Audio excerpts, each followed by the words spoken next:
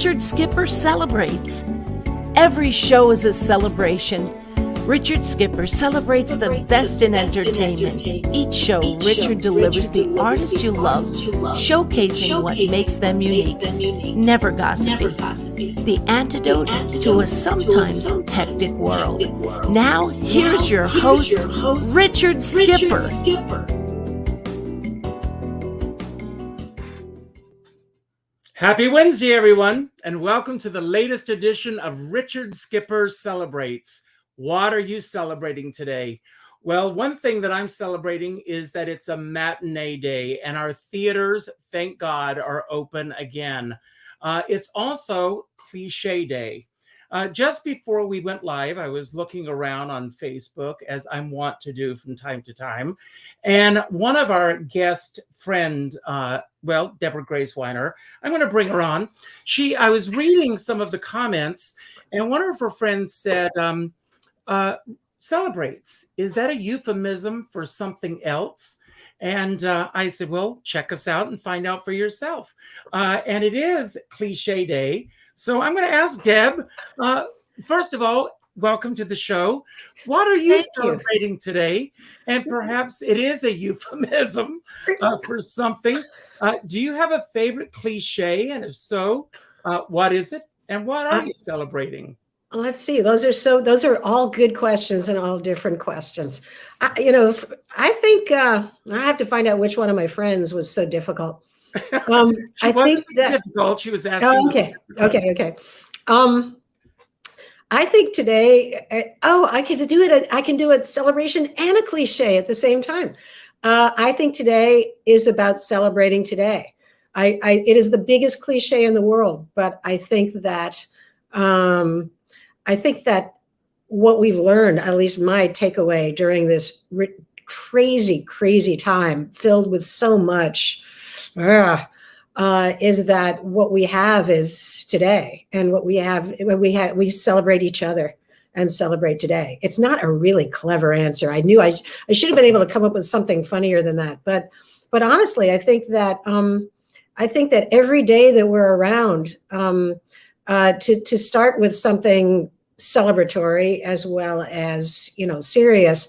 Rebecca Luker was one of my besties, one of my couple of besties in the whole world, and we had I had the incredible privilege of caring for her with a very small circle of people who were her adopted family, and every day that I could be with Becca, as you know, we all know things got very bad. But every day that I could be with Becca, and we did it in teams a lot of times. So it was, people in the gang and stuff. And it was a celebration. As bad as things got, she was she was so filled with joy and life and fun and humor, and loved laughing her ass off, which is what we did a lot of times, and always found a way. And it was a lesson. And she said, it was very touching. She said, when things were bad, we'd go out to the park and sit around. And she said, if I could be useful to anybody at this time with this thing that's happening to me, it would be that people should look at their lives and go, if you can walk to the store, you're in great shape. Everything to celebrate the small things that we all take for granted. And she said this just like that. She says it very sincerely, if I could be useful, maybe what's happening would be like useful as a wake-up call, and I could be of some good to people, that people should just look around and just celebrate the little tiny things. And I think in our business, very often we are like that anyway. We're all sort of overgrown children to an extent, and take delight in things and get emotional about things. But I think about Becca, of course, every single day. And I think about how we were able to celebrate small things together in spite of everything, and laugh and, talk politics and all those things, but really, really appreciate who's in your life, who you're with at that moment, and just not look that much further than what's right in front of you at that moment, and not go too much into the future. So that's a really deep beginning to your show. I am so with such great theme music. No, I am so glad that you went there, because I think of the past year and a half, especially as a pause. Yeah. I think that for all of us, especially those of us in the theater, we take for granted that we're going to buy a ticket and we're going to show up at the theater, and hopefully the artists that we hope to see will go on stage that night. The theater is going to be there. The ushers are going to let us to our seats, and everything will go like clockwork, as we hope that it will always be. But those of us who are in New York, we have lived through the AIDS crisis. We've lived through 9/11. We've lived through this pause. We have these setbacks. And, also we've lost incredible people, Nick Cordero this past year, Rebecca Luker, and these people who are these incredible lights in the theater that have taught us what it's like to go through these incredible moments, and to show us what life truly is all about. And we are starting out on this heavy note today.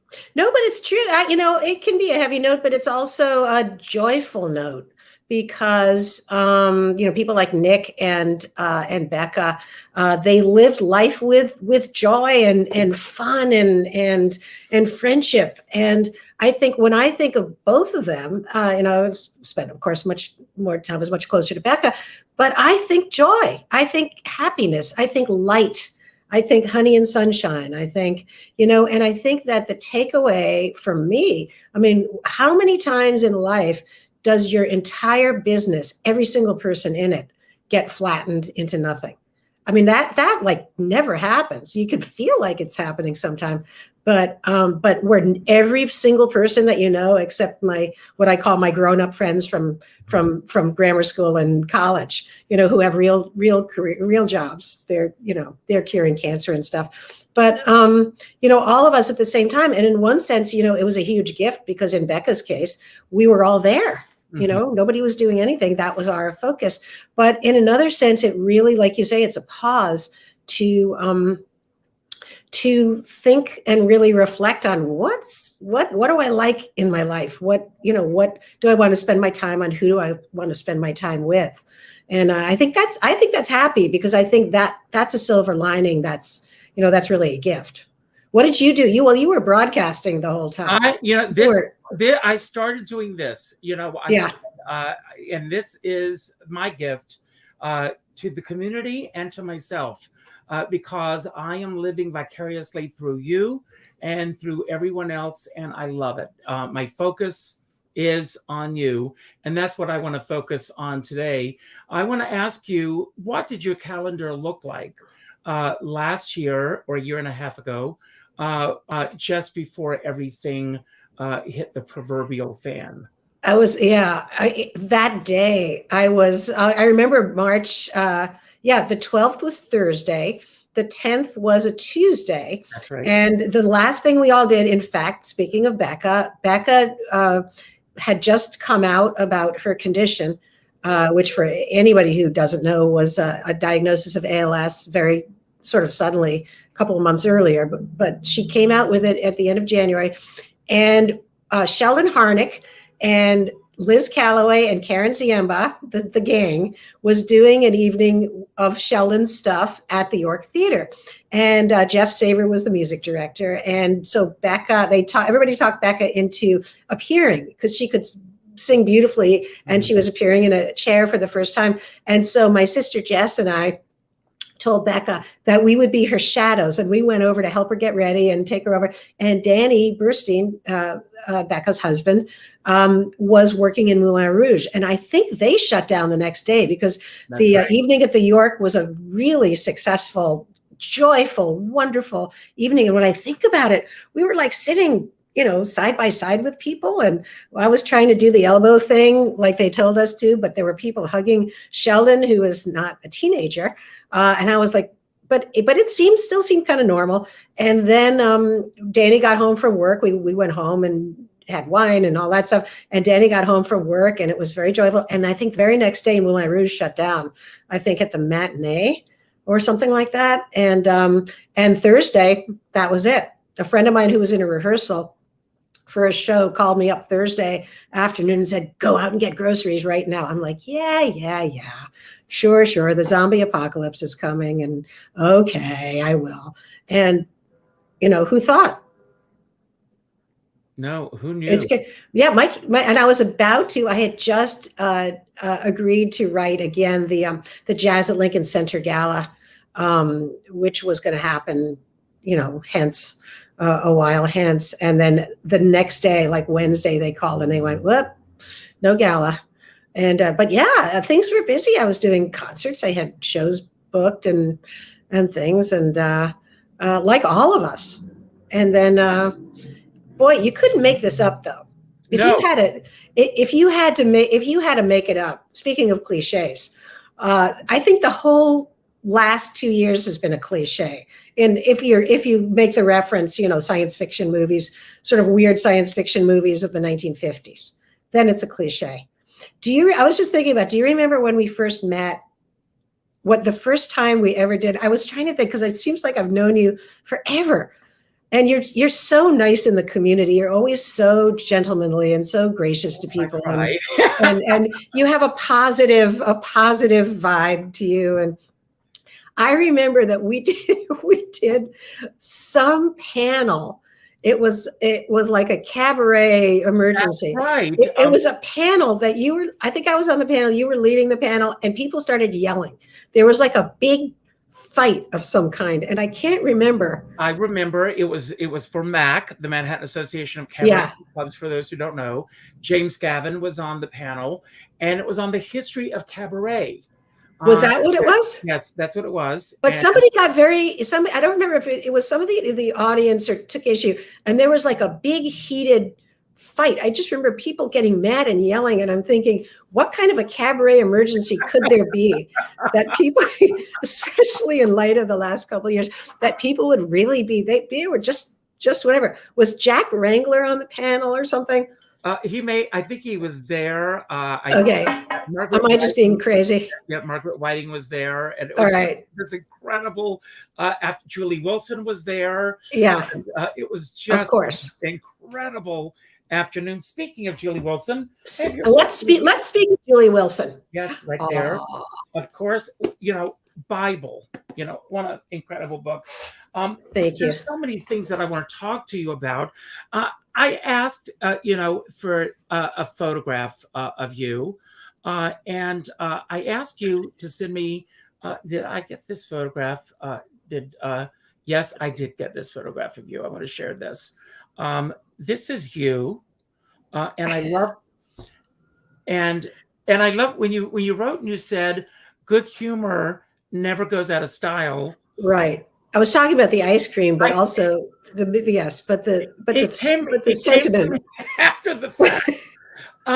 Because I asked for a photograph of you as a kid, because I always like to go back, and there's another funny story of me meeting your sister, years later, and me having a long conversation with your sister, and then you coming over to me saying, "I know you think you're talking to me."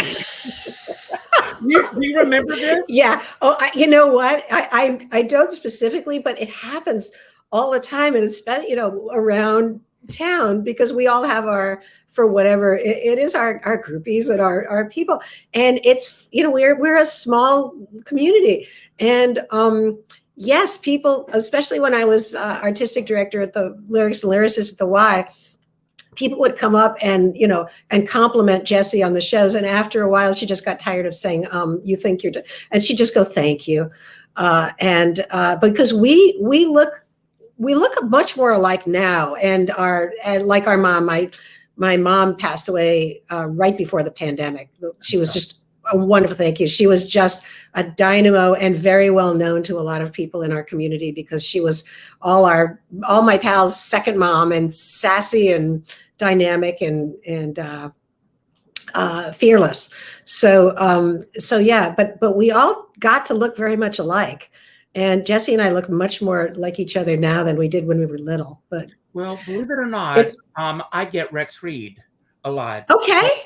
So a lot of people come up to me. I mean, just last week I was at Feinstein's, and a man comes up to me and he said, "Do you mind if my daughter has her picture taken with you?" And I thought it was odd, but I said, "Sure."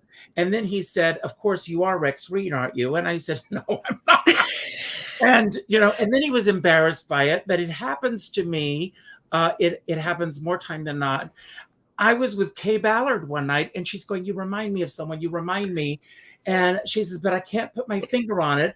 And then she went, "It's Rex Reed." It happens to me. Yeah. I see that. Does anybody ever go up to you and say, "How dare you write that bad review about me"? No. Okay, that's good. So that has not happened. And but you're both very handsome. Rex is a very handsome and dear friend of mine. He wrote the foreword to your book. He did. So I bring that up. But he's you wear so many hats, Deb. I mean, I want to know where it began for you. I mean, you, first of all, when you think of the Great American Songbook, you, Michael Feinstein, you are, and I put you together because you both are carrying that banner and taking it, to the next generation. Where did that love for the Great American Songbook begin for you? Did you grow up in a household surrounded by music? Yeah, I'm from Manhattan, and which doesn't mean anything except that my mom was a former concert pianist. She had been a child prodigy and had had like a 20-year career by the time she was 27 or something, and married my dad, who was also, we're all New Yorkers, and Dad was a cardiologist, an internist, and practiced at Lenox Hill Hospital mostly. And so they had a lot of, they were just in a circle of friends who were, some interesting people who were accomplishing interesting things. They had a lot of friends who were artistic in theater and music and things. And I grew up with a lot of people's kids. I went to a school called the Rudolph Steiner School, which is a Waldorf school on 79th Street. And Barbara Cook's, I knew Barbara Cook from the time I was a child because her son Adam, who freakishly passed away over the summer, he and I grew up together. And I didn't know that. He died this summer? Yeah, it was something that just never should have happened. He had a health condition and something got out of control that shouldn't have, and it should not have happened. But yeah, but Adam and Adam's like probably I have other friends. I was Adam's prom date. I was his oldest friend, and we grew up together since I was 6. He was a little older, and so I knew Barbara since I was a kid. And it's that there's a kind of circle. So I was watching old MGM movies. That I always skewed retro, probably like you. I out of the box, loved Ella Fitzgerald and Peggy Lee and Louis Armstrong and Nat Cole, and that's who I liked to listen to when I was and I'm leaving out a raft of hugely wonderful singers, but I had every album in Ella's songbook series, and I watched old movies on TV, and I loved the Warner Brothers musicals and the MGM musicals, and then every once in a while it was special. I'd go to a Broadway show, although I was raised much more, my parents were more like the opera and the Philharmonic, my mom coming from classical music, but my dad had a lot of theater friends. I grew up with, it's not to be name droppy, it's just since you asked, but I love to hear those names. So but Myrna Loy, if anybody remembers who Myrna Loy is anymore, she was an old movie star from MGM, and she was the original Nora Charles and Nick and Nora, the Thin Man. And so Myrna Loy was Aunt Myrna to Jesse and me. She was our sort of like surrogate godmother, but she was like an adopted aunt, and she used to come. We spent Thanksgivings, and she used to come stay with us out in the country in the summertime. And so I was kind of steeped in whatever was old. Of course, it was not our generation, everybody was into rock concerts and whatever, but I would go to, see whatever, Warner Brothers movie was playing at one of the revival houses we used to have in New York. And I'd go with my friends, or I'd just be watching TV or like that. So that's how I have to ask you, because I used to go to the Regency when I first moved to New York. That was my go-to place. I moved to New York in 1979. And then when the Regency shut down, I was actually in the picket line when they were changing it from a retro house to first run movies. Then they opened a movie theater on 57th Street. I don't know if you remember this. And Myrna Loy did the ribbon cutting ceremony. And that's funny. I was there for that. And the first movie they showed was Easter Parade. And she was there for the ribbon cutting ceremony. So I was wondering if you happened to be there. Wow. I don't remember that. I don't know if I was there. Somebody told me the greatest story about her. It was Ron Cohn, who was Julie Wilson's manager, and he had been an activist lawyer in civil rights. And he said that,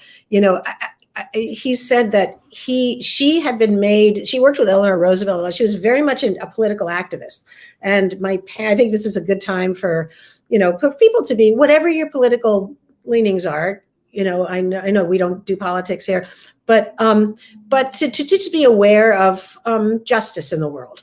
And she was very aware of justice in the world and worked. And I learned that partly from her, as well as my parents. And Ron said that she for a while was the chairman of against discrimination in housing, I think for the UN or something. Wow. And she always lent her celebrity to stuff like that. And he said that in Newark, which was in terrible circumstances whenever this happened, probably it must have been in the 70s, that he had a meeting with her, he said, with all the activists from Newark trying to improve the housing project situation and all of that. And he said that the place that the whatever government municipal thing gave them to meet turned out to be like an empty office that had no furniture in it. And he said that they all got in there horrified that there was no furniture in this place. There was no place to sit. And he said that Myrna took off her mink coat and spread it down on the ground like a beach blanket and said, "Come on, kids, let's sit on this." And that was very her. And I said to her, I remember when she got that coat, because when I was a kid, she did one of those Black Glamour ads. Oh, yes. What becomes a legend most, I was a kid. And I remember that she did the ad. And yes. She got to keep the coat. So that was the thing. And, but yeah, it's fun. I think there's colorful personalities wherever you grow up. And I think it's like I've always loved Comden and Green. I've always been, Elaine May is one of my absolute idols, and Nichols and May is one act that I wish that I had been old enough. I mean, it was before my time, but to be able to go see Nichols and May in person would have been spectacular. And as a woman writer, I think that, she makes a great role model. Betty Comden was another one. And I always wondered about Comden and Green. They saw life like that. And I just wondered, is it that they saw life really skewed like that? Or is it that those people, that life is really skewed and you just either notice it or you don't? So it's one of those chicken and egg things. Funny story. I went to a double feature at the Film Forum of The Bandwagon and Singing in the Rain. And someone asked them, they said the Bandwagon, and even today, is such a modern film from the time that it was made. How did you go about making such a modern film for today's times at that time? And Betty Comden said, well, we got up one morning and we said, we're going to make a modern film. And, but their story, I want to interrupt your story for this. That's it. The story about how the movie version of On the Town came about, which I will share with you later, is just so interesting because they threw the script out completely from the original Broadway production. But it was their first foray in Hollywood, and they had to rewrite the script, which was parallel to what they wrote for Broadway.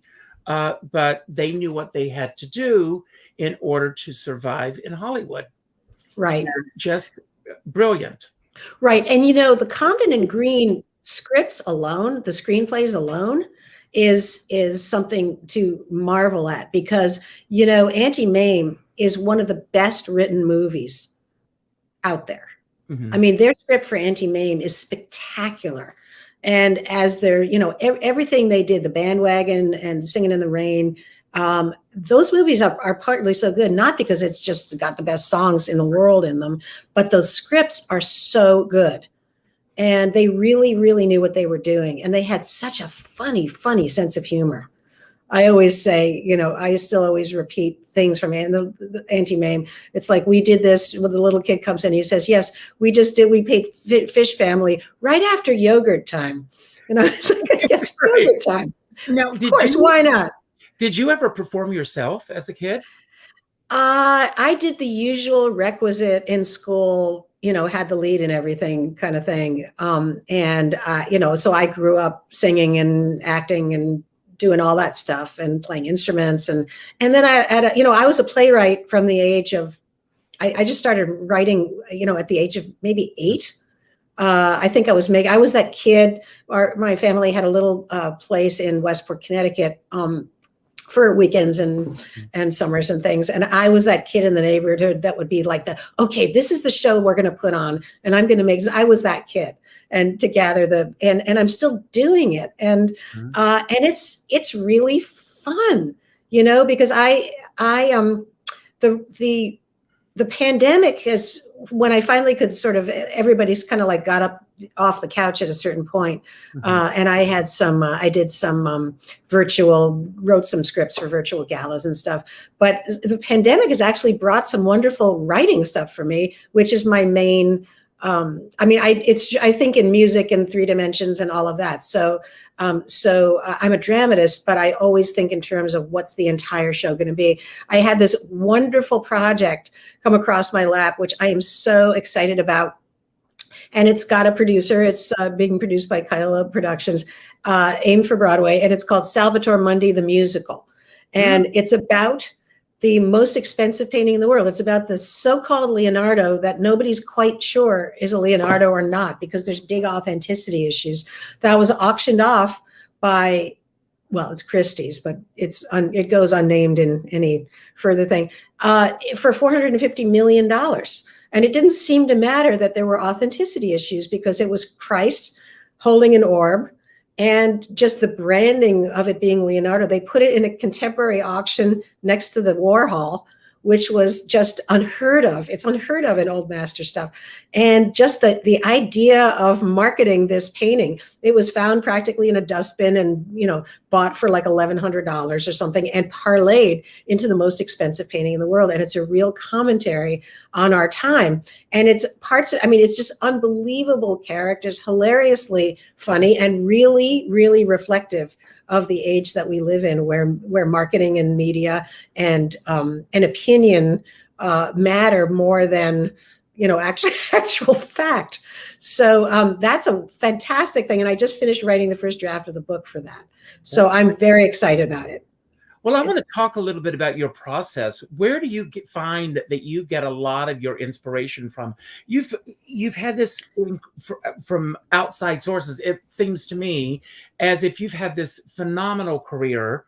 The work that you've done with Lyrics and Lyricists, the work that you do with Feinstein's, putting these glorious reviews together, the shows that you've done for the Cabaret Convention, just the way you shape them, the way you put them together. Did you plan this out, or is it just by happenstance? No, it's happenstance. There's people who still come up to me and go, what exactly do you do? Because I don't know how to answer that. It's like this thing that happened. And I have been told, and it makes me happy, that I've actually helped develop the format in a theatrical way. That there's, you know, I'm a dramatist by breeding and training and who I am. And I'm also a so-called expert, but mostly joyful lover of all, Broadway, American Songbook, classic standards and classic jazz, vocal stuff. And my two mentors are Robert Kimball, who wrote all the complete lyrics of, and Sheldon Harnick. And who could ask for anything more? As somebody should write that in the song. And so it's to me, it's just this incredibly joyful happenstance of, it's like that old, when I was a kid, there was a Reese's peanut butter cup commercial, and somebody trips on the stairs and the chocolate goes with the peanut butter. Hey, you've got your chocolate in no, you've got my, right. Anyway, it's like that. And so for doing these kinds of reviews, I have the theatrical know-how because I'm a theater artist, and I through the years have written books and articles. I used to contribute to the Sunday Times Arts and Leisure about this. I have the knowledge and expertise about this. And so it put it all together. And what you do is you get just glorious music with wonderful stories, because that's what life is about, stories. And then kind of the theatrical deliciousness of being able to put things that are really theatrical together and really create shows that are really shows. And the best part of all is the people I get to collaborate with. It's a coming together of my favorite people in our community, and we all do it for joy. I mean, certainly not for the big bucks. So, and it's the idea of being able, my chief musical collaborator for so many years was John Otto, who was Rosemary Clooney's musical director. And again, he was suddenly at 63, I think, suddenly passed away overnight, just out of the blue, 2.5 years ago, I think. That was a big blow. I've worked a lot with Mark Waldrop, who is he created When Pigs Fly, and he's a master of reviews. And it's all about, I work with, just so blessed to work with so many wonderful, wonderful people like Rob Fisher and Kathleen Marshall. And, and we all we're still those kids in the neighborhood who go, ooh, let's make something. Let's do something. And if for no other reason, it's because we get to be together. And I find out that's what everybody's big joy is to get together, to create anything. We'll create something for 54 Below or a big audience. We all work on a sliding scale or whatever the budget happens to be for that. And you get the chance to work and play with people that you maybe haven't seen in a while, or maybe you were their bridesmaid, or maybe, whatever. It's tremendously joyful and rewarding, and that music, it's just a huge gift. You were with the 92nd Street Y for 9 years, am I correct? 9 seasons, 10 years. And I was my brilliant predecessor, Kristen Lancino, who had come from Carnegie Hall, was the one who really revamped that whole program with Rob Fisher, and who had a big hand in that. And she was there for a few seasons. I replaced her. And so I was an invited guest artistic director, sort of a guest curator. I had done 3 shows before they offered me the thing, because my shows were, I guess, they'd gone well. Yes, they were very well.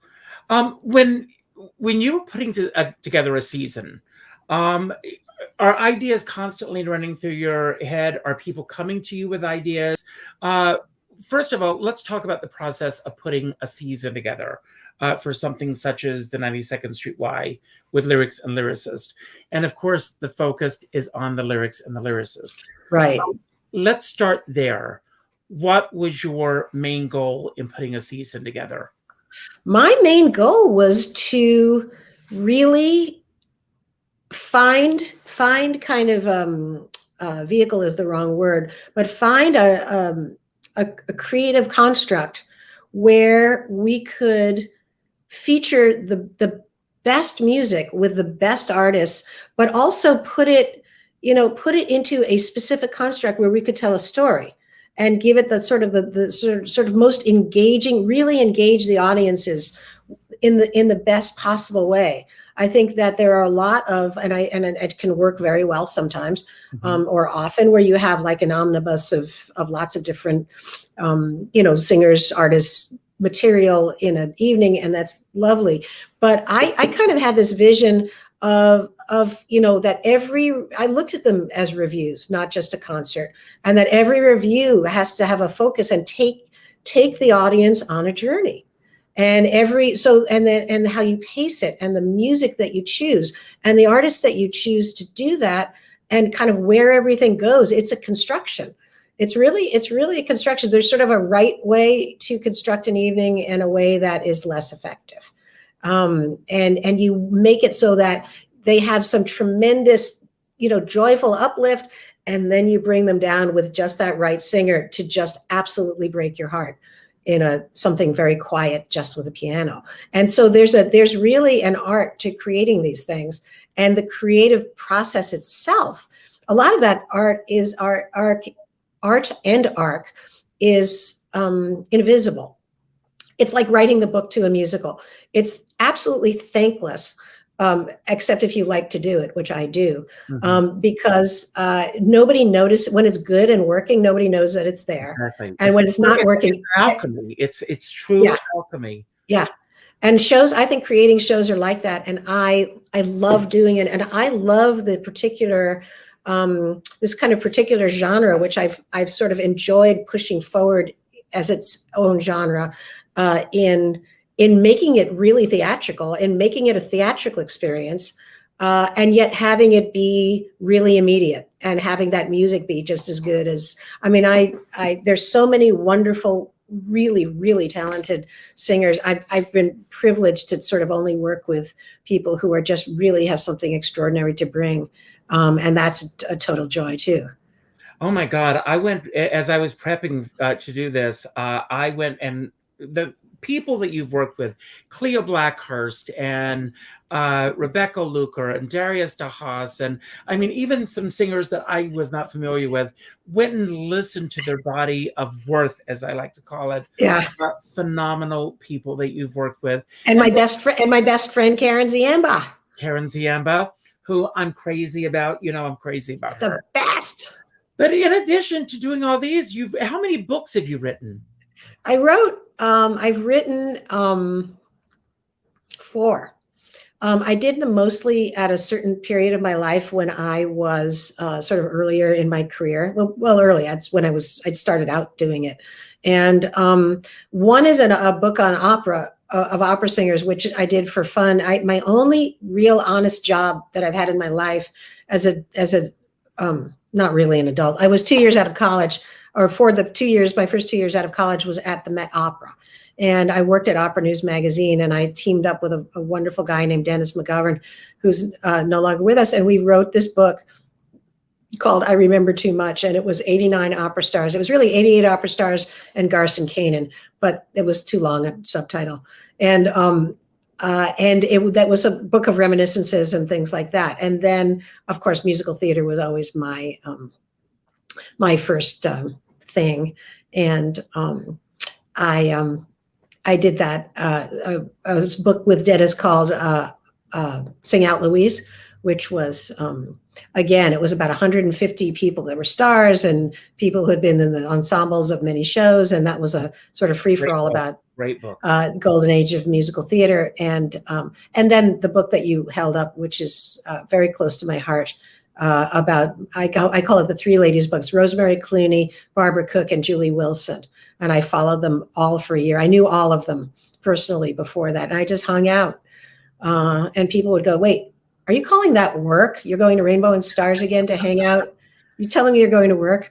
So, yeah, that was a total joy. And then I wrote a book on Dorothy Fields, who I think is one of... Dorothy Fields, first of all, today, again, in my research, today is Annie Oakley's birthday, the real Annie Oakley. Yay! That's why I was listening to Annie Get Your Gun as we were getting ready. And of course, Dorothy and Herbert Fields wrote the book for... when you chose to write a book, or maybe it chose you, where does the inspiration come from that you're going to sit down and you're going to devote a lot of time to write this book. Carol Channing says writing a book is a solitary profession. Yeah. In the case of writing this book, of course, you are living vicariously through three phenomenal women and being able to spend a lot of time with them. But with someone like Dorothy Fields, you are very much living a solitary existence. How long did it take to write the book, first of all? I think it took about 2.5 years to write that book. That book came about because my publisher, well, it came about for a couple of reasons. I, of course, again, being a woman writer, you idolize Dorothy Fields. I was looking for, and she's just one of the, never mind woman or not woman, she's one of the greatest lyricists ever. And the sort of the mothership to every woman lyricist that came after her, from Carolyn Lee, who is just a genius, to Betty Comden, to all of the singer-songwriters that came later in the 60s, and Lynn Ahrens, of course, and on and on, Amanda McBroom. But I couldn't find anything about her. I couldn't believe that there wasn't a book, and there was no book of collected lyrics. And then to give credit where it's due, is a funny coincidence. I had a wonderful editor at Macmillan at the time who did the last book with me, named Jonathan Winer. And he said one day, my father's uncle was Dorothy Fields' first husband, the bad guy one. And the one who was terrible to her, and she divorced early on, or they separated early on. And that was just a coincidence. And we got to talking about Dorothy Fields and realized that there was nothing on her. And at the same time, Barbara Cook was doing a Dorothy Fields show at the Carlisle. And it's all sort of came together, and it was like, yeah, that should be our next project. And that was totally fun. I spent a lot of time in the archives at Lincoln Center Library, where her papers are, going through boxes of stuff where there was like spec stuff that she and Cy Coleman. No, I'm sorry. That was when I went through the Carolyn Lee papers. But there was also spec stuff that she had written for other things that never got published, and all of that. Yeah, I haven't written, but the book business has changed a lot. I was always kind of more in. I was sort of more into writing for the theater and to doing shows for the theater. I learned very early on that I could write about what I knew about and what I loved, and that could sort of make me a kind of a sort of a living. And then it turned out to be like tremendously interesting, and that's kind of how I developed that side of. That was an accident. Developing the side that was the expert side was just an accident. I just followed that path, and it kind of all fit together. Are you interested in writing another book? Every once in a while I think about it and talk about it, maybe, but those kinds of books on kind of historical, the book business has changed an awful lot. And I kind of did it. I did it 4 times. And, if there was something really interesting or fun, I wouldn't say no. I'm not sure. Have you found that your attention span has diminished during the pandemic? Mine has. Well, I don't think that it has. I think it's okay. I think it's expanded a lot. I'm going to recommend a book to you. And it's called The Listening Path, and it's by it's Julia Cameron, who wrote The Artist's Way. Have you read any of her books? I know the book. I haven't read it. And The Listening Path is truly about really listening, and listening to the inner voice, listening to all these things that are around us, and it's helped tremendously. And I. Oh, that's good. Yeah, I'm not sure I'll have will I have the attention span to actually read the book though? It's a 6-week course, and I actually have a book that I lead with this. But with all that you've done, and you come from the world of musical theater, or your mother, in classic and then musical theater, and then cabaret. I want to talk about these 3 iconic women for a moment. Rosemary Clooney, and Barbara Cook, and Julie Wilson. Julie Wilson, she used to call here all the time. My husband, Danny, she would call and she'd say, "Richard, I love you, but I'm crazy about that Danny." fucking crazy about it. She loved Danny. She loved him. Just the greatest. The greatest. I loved her so much, and I miss her tremendously. Me too. I want to, let's start with Barbara Cook. I want to know what, I want to know the what you learned from each one, that you learned from her artistically, and a life lesson that you learned from her. That is such a great question. I hope I don't. Did I sign an inanity clause before I did it? So I learned so much from each of them. Barbara, as I said, I knew from as a child, and I sort of remember her in all her different kind of phases. I mean, by the time I was old enough to remember anything, she already was kind of like the big mama kind of figure. And I spent a lot of time with her, and I got to spend time with her when she and Wally put together, Wally Harper, who was her main collaborator until 2004 when he passed. Yeah. When they put together shows, and it was she had a real sense of what was right for her and what wasn't right. What she felt. She did it from intuition, and she did it from. She had a lot of theater training. And so she had that kind of way to articulate things that, for instance, Rosemary could have articulated anything. She was enormously articulate, but she didn't choose to talk about what great singing was, or what, Barbara started giving master classes. Mm-hmm. I was actually at the first one that she did at Juilliard. And what she did was she incorporated a lot of her theater training into how she taught those classes. And it's funny, Barbara had a thing that she would famously say at those classes that says, "You are enough." And I was talking to a veteran pal of mine who's a fantastic Broadway star and singer, saying, not always, you are enough if you do all your homework and you really put the work in and the talent. But the way Barbara meant it is that people want to layer on a lot of stuff. Barbara had been through so much that she came to just be herself. She also was always working to quell her anxiety. And I just remember her starting to say in public, she said in public, she says, I used to be a very scared young girl. Now I'm a very scared old girl. and she sort of learned to embrace that, and kind of like warts and all. And she became very, very, I think it made her comfortable at just showing who she was and kind of letting it be, and not worrying about hiding things. I also learned an enormous amount about, choosing material. And like I said, that thing about having that instinct of this is right, this is not right. And also the idea of just kind of getting up there to perform and saying almost whatever comes out of your mouth. She and Rosemary were very similar that way. They could have done stand-up. If you'd taken away all the music, you could have stuck them up there on a stage and let them just run, and they would have you in stitches. And half of it was like, wait, did you actually really say that? There's an audience here, And I think that sort of freedom and that sort of authenticity. I think what I learned from all of them was authenticity in different ways.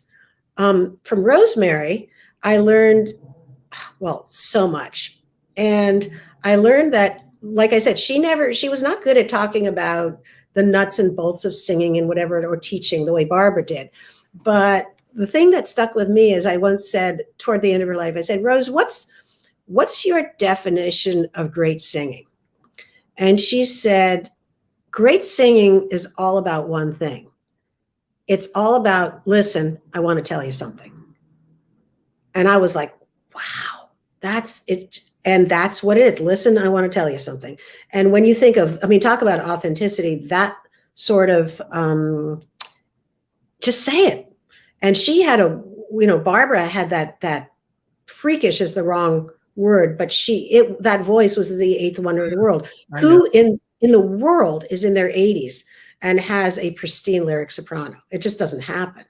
And so, but Rosemary, who also had asthma and breathing issues, that voice kind of diminished as time went on.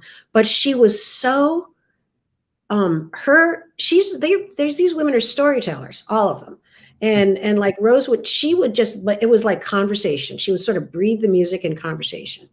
The other thing I learned from Rose is that she said she learned this from Bing Crosby, is that when you're up there, never try to hide anything from the audience. If you screw up or something, you take the audience in with you and just say, oh, that was, Barbara used to do that too. Oh, let's start that again.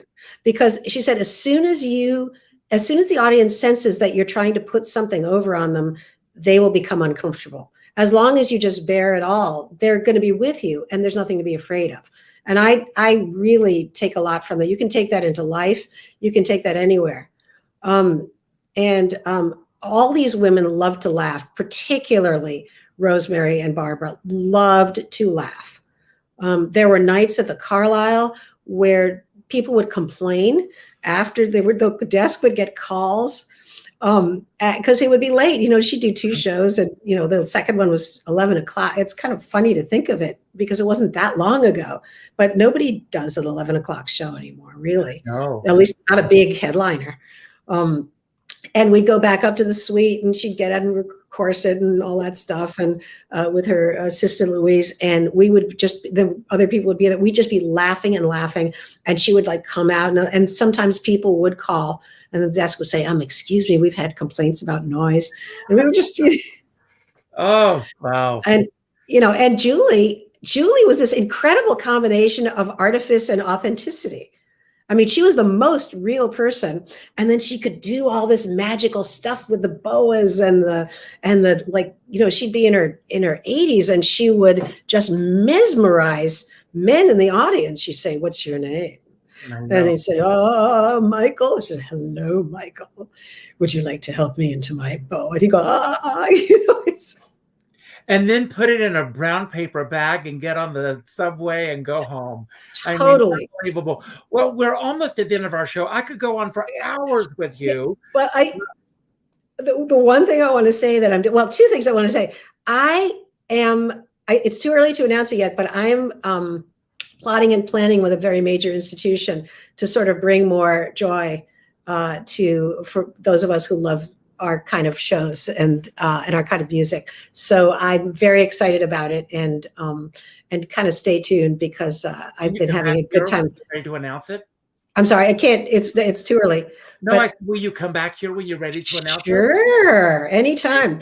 And then just for laughs, I cannot not say this because the pandemic has been so crazy.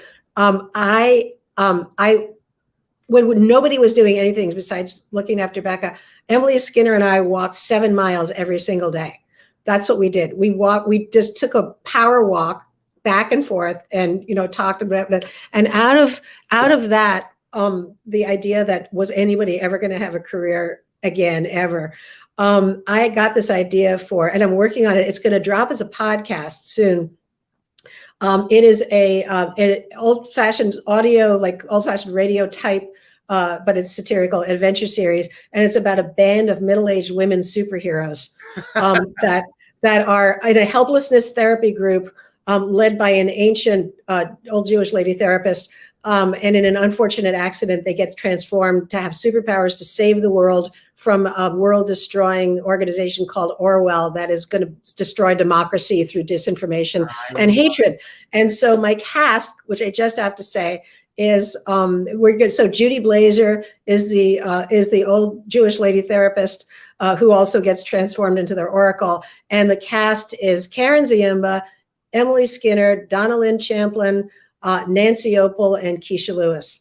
And we recently had we're going to record Jason Gra as a money launderer, Russian billionaire money launderer, and other guests. a wonderful voice actor named Kevin I saw playing the flying, transformed, obnoxious French cat. So we're doing this as a podcast, and it's gonna happen soon. And it's the most fun thing. It's a little bit of cross between Rocky and Bullwinkle and James Bond and the Avengers and your superhero story. So, well, let me know everything, and I will post it and let the world know about this. This is wonderful. I think that's great. Thank you. So, yeah, we got to celebrate, right? Like you say, we've got to celebrate. Before you go, I always end my shows. This is my homage to James Lipton inside the Actors Studio. He always ended his shows with his list of questions. Okay. I'm not taking his questions. These are random questions that I pulled for you today. Okay. So they're random. So let's just go with it. And the first question that I'm going to ask you, when have you come closest to meeting the devil in this business? Oh, I don't know. I don't know. I'm not sure I want to tell that story on it was. Don't mention any names or give away. It was an enormous betrayal of a friend, a very, very, very dear friend who I trusted everything in my business with as well. And it was 4 years ago. Wow. It was at the time when I departed the Y. Wow. Have you been watching Impeachment? No. Oh my God. The Linda Tripp, Monica Lewinsky. Yeah, I want to watch it. Talk about betrayal. I mean, just be careful. Everyone who's watching out there with people you trust, because Monica Lewinsky is the executive producer of this series. So it's very interesting that now she's getting to tell her story in her own words. So I'm sorry that happened to you. Oh, you know what? It's all part of the rich pageantry of life. And it's, it all makes a great story. And it makes us, it makes the rest of life richer. And maybe you've just answered the next question. What is the biggest injustice that you've ever suffered in your career? Maybe you just answered that. Oh, no. There's, I think that I'm gonna cop to a genericism on this one, because I think that all of our careers as artists, especially try being a playwright with nonprofit theaters and there's limited slots and whatever. I think that there's injustices that happen to all of us. I mean, I'm not, obviously this has nothing to do with racial injustice or whatever. I'm not talking about that kind of injustice, because I am not in that sphere of having that, being in that position. So my disclaimer is that I'm just talking about ordinary everyday injustices. And I think that's just part of our thing. I think we all want jobs that we should get, that we did get, that then goes to somebody else, and or like those kinds of things. And I think it's it's a common denominator, and in some way is a badge of honor. You have to look at it that way. That's a great way of looking at it. I like that. Who has the strongest personality among the people that you know in this business? What a fantastic question. That's a tough one, because we have some really strong personalities. I mean, I think that you also, and people in I know my contemporaries and generation, we have had the privilege of working and playing with people like, if you get to hang around with Elaine Stritch, as I did, or a Rosemary Clooney, or a Barbara Cook, or a Cheetah, fantastic, what a fantastic person, or anybody in between. I think those, like Marge Champion was a great. Marge was my dear girlfriend and a mentor, and I used to go to her house and watch. We used to watch. She used to like watching Diane Sawyer on the news, and then we'd watch Jeopardy, and then we'd either order in or go out. And there was not an unexpressed opinion that Marge had, and it was all smart. wasn't always what you wanted to hear, but it was all smart and never meant with any, but these are strong personalities. And my mom. When I went out to, when Carol Channing was a dear friend of mine. Yes, I remember. And I went out for her memorial, and I went and spent the day with Marge, who was 100 at the time. Yeah. Still sharp as a tack. We had the most incredible day together. I'm going to send you a clip of Marge and I together dancing together at my 50th birthday, which was one of my true highlights of my life. I want to see that. I want to see that clip. She was spectacular. I know her mainly through Rex originally. Yes, absolutely. I'm going to ask you, and I asked this question for people who feel low. I mean, this pandemic excluded. When I asked this question, when was your career most out of control, and how did you get through it? Yeah, that's a really good question. Again, it's endemic to our business. I think that one thing I remember Barbara Cook saying, is that when she won the Tony for The Music Man, the next day was the lowest day. It was one of the most depressed days of her life, because she suddenly thought, wow, is this, to quote a cliche, is that all there is? And she said it was the most curious thing. And I think there's different kinds of, I think this is a really hard business. And I think that by nature, we are sensitive people going into it. Otherwise, we would not be in this business. And I'll tell you, like everybody, I've been through some really bad times. I think that with the changes at the Y, and after that, I had a very difficult time. It didn't stop me in my work, because I just turned my attention to working with 54 Below, which I loved, and Birdland as well, and I just spread it out among a lot of different places. But I'll tell you, when you're in a groove of something and then things change, or things happen that you don't expect to, or you get, in general, you get kicked around a lot in this business. You get, if you're a writer or an actor, you get rejected from things, or jobs fall through, or something closes, or reviews. It's just like rejections are us. And I find that the thing that I keep coming back to is the people that I love. I'm a big believer in chosen family. And I'm incredibly blessed to have my immediate family, my sister, and until recently, my mom.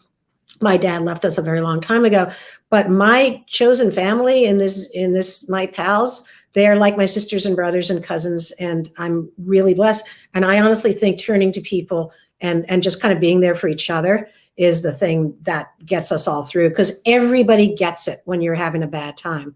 And the pandemic has just been the pits. Absolutely.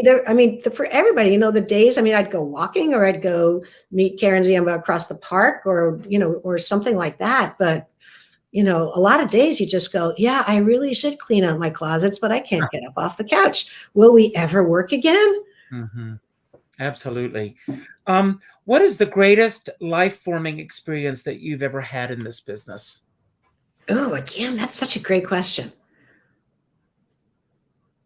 I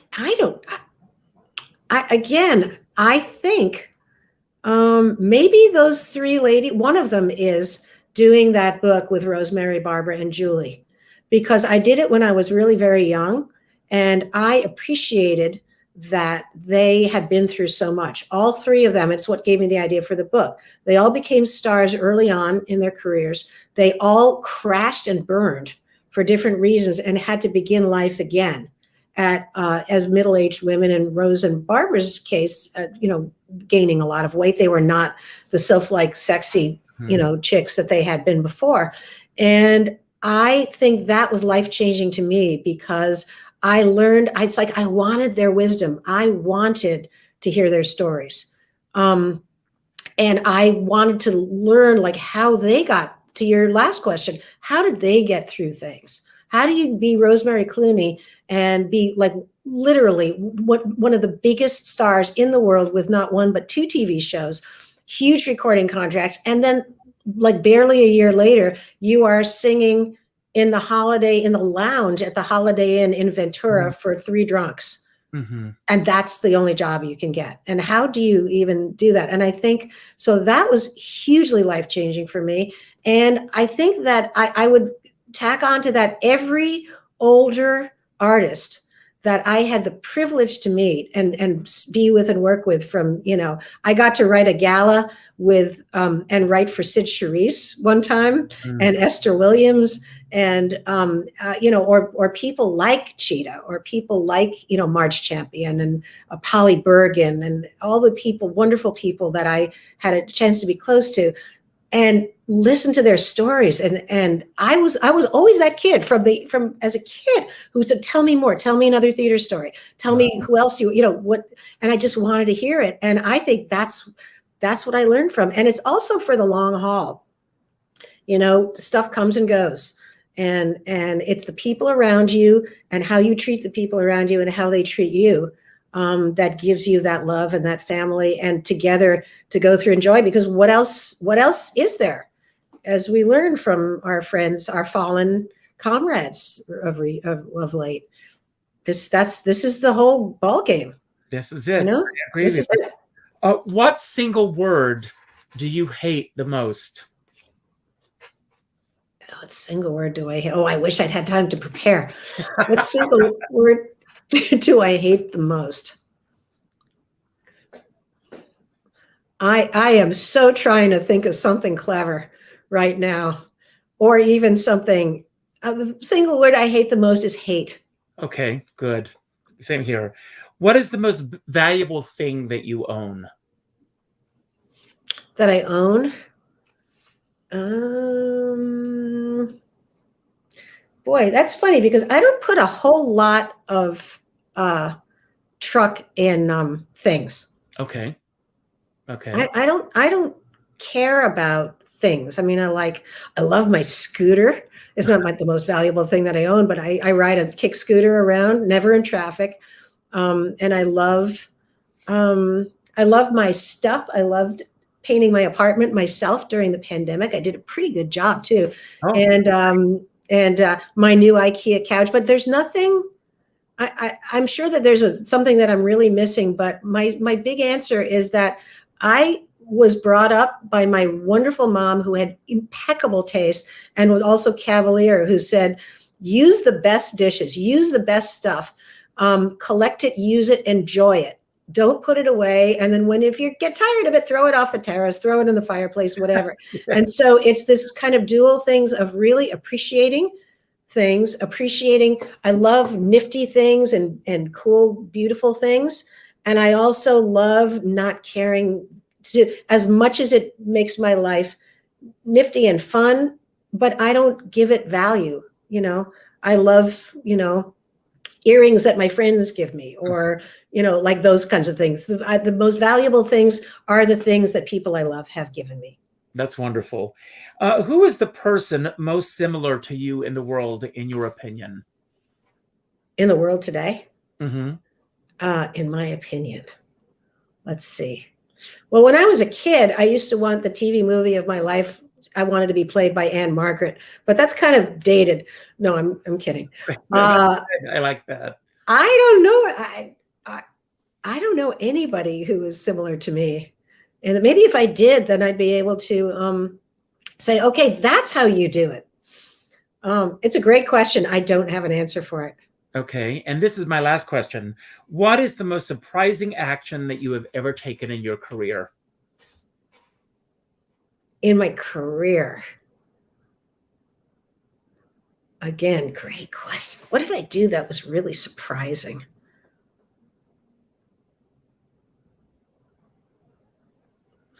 I think that I took the job at the Y because it was such a surprise. I thought I was working on my third show there, and the head of concerts at the time called me on a sleeting Sunday afternoon, and I thought I was in trouble for something, it's the kid in me. And she called me up and she had me in, nobody was there, and basically said that my predecessor was leaving and that they would they liked the two shows that I had done. Could I make the rest of the series like those two shows? And they would like to offer me the job on the spot. and they would not do a search if I said yes. And I said, I know how to do all that. But I think that the fact that it was all of a sudden there was an aspect of producing, it was running a whole series. I had never done anything like that in my life. And I just went, yeah, that's what I'm doing. Because it was like doing it so that I would get to make the shows. That I knew how to do, but being in that position, and I learned it all. But I was very surprised at myself and I think other people were surprised too, because I had never done anything like that before. And being an artistic director. They were incredible. Don't go anywhere for a moment. I want to thank everybody who tuned in today. I'm sure I can speak for Deb when I say this. I don't like to speak for anyone else, but in this case, I will. Those of us who are in the business, we don't take it for granted when you spend a little time with us. So for the fact that you spent an hour, a little bit longer today with us, thank you. It means the world to us, and we don't take it for granted. If this is your first time at Richard Skipper Celebrates, my hope is that you will, on my banner, there's a button that says join the celebration. I have that button instead of the word subscribe, because to me, the word subscribe means that you're a faceless person and you mean more to me than just a subscriber. I want you to be part of this process. So join the celebration, leave a comment, let us know what you think of the show. Share this with your friends. Tell your friends about this show. There have been over 300 other shows that I've done prior to this. Check them out. I'm all about celebrating artists and their body of worth. And hopefully there'll be over 300 more. Also, check out the other work that Deb is doing, the books that she's written, the shows that are coming up.